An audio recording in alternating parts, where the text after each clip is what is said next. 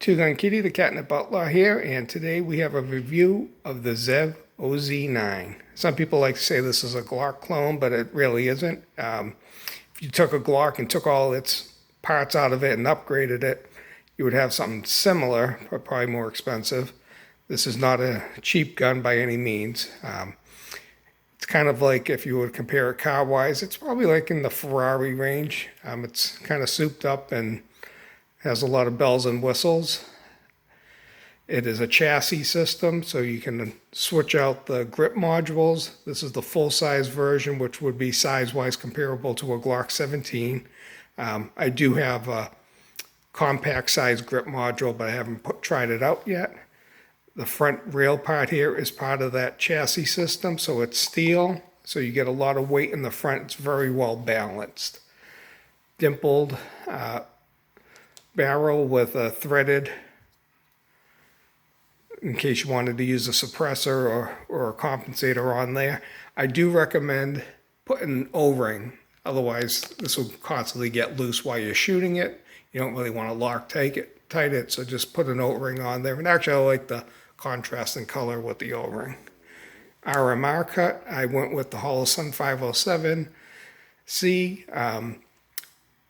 It's cut for basically the Trijicon footprint, so make sure you get the right optic when you're buying for it. You can probably co-witness with the height.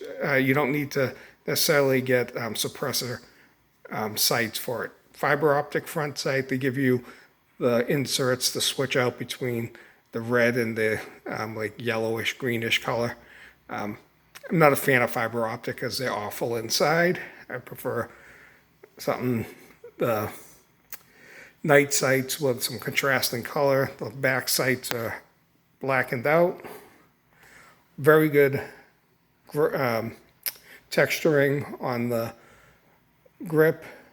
Magwell, same thing, a little oversized, very easy to manage. The takedown, similar to a Glock. You get that flat trigger system, very nice trigger on it. The feel of this gun is incredible in the hand. Love the weight on it, and very accurate gun. Once I get the optic sighted in, I'm not the best at doing that, and so it took me a little bit, but I think I finally got it sighted in real well. So it, very accurate firearm.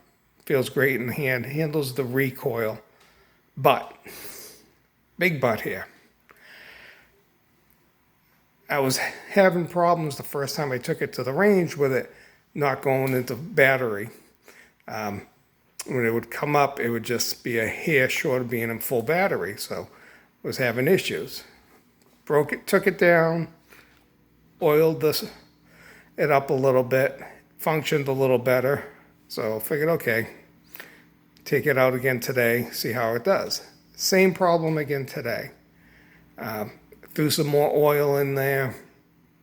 Helped a little bit when I would put a mag in and go to chamber the round. A lot of times, when the slide would fall, it would still not go into full battery. Is it having problems with the ammo I was using? Maybe, but the Beretta LTT that I love has no issues with the same ammo. Shot them together last week using the same ammo, and that thing, the Beretta, handled it. So I don't want to fault the ammo. So either the ZEV is running like a finicky car that is going to be ammo sensitive. I don't know. I'm going to have to adjust a few things and see if it is having problems with the ammo. If it is, that's kind of disappointing, for what you're paying for this type of firearm.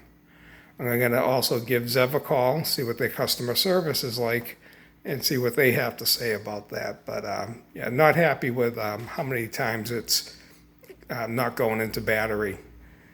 And yeah, that's really not that acceptable. I've had one other firearm, my Walther PPS, that had a similar problem, but not to the same extent. usually oiling it took care of that. And if I hadn't cleaned it for a little bit, occasionally that would do it. But this is brand new, so it's not that it's a dirty gun. So it may have needed oil. So I put it in after those first couple of shots where it was having major problems. And, it's still having problems with the battery. So do I like the gun? Yeah, I think it feels fine, shoots great. If I can solve the battery issue, this is, it's a great firearm. But for the price that you're paying for it, you shouldn't have issues. I'm kind of like the Murphy's Law person. Everything that can go wrong will go wrong. So if you want to really try a product out and see how it holds up, I'm a good person to test it, because if something's going to be wrong with it, it's going to happen when I handle it. I love these people that say they shoot thousands of rounds with no issues with a firearm, because I think every firearm I have will have some issue, whether it be ammo related or not. These guns aren't perfect, but this is right now is going to be a thumbs down, because that's a big disappointment for the price point. A Beretta, and maybe that's more like a Dodge Charger. It's kind of a tank of a gun. It runs like a champ. So you would think that this could at least be in that same class. So I'm kind of classifying this as more like a souped up sports car that's a little finicky. So hopefully we can straighten it out. Two Gun Kitty, signing off.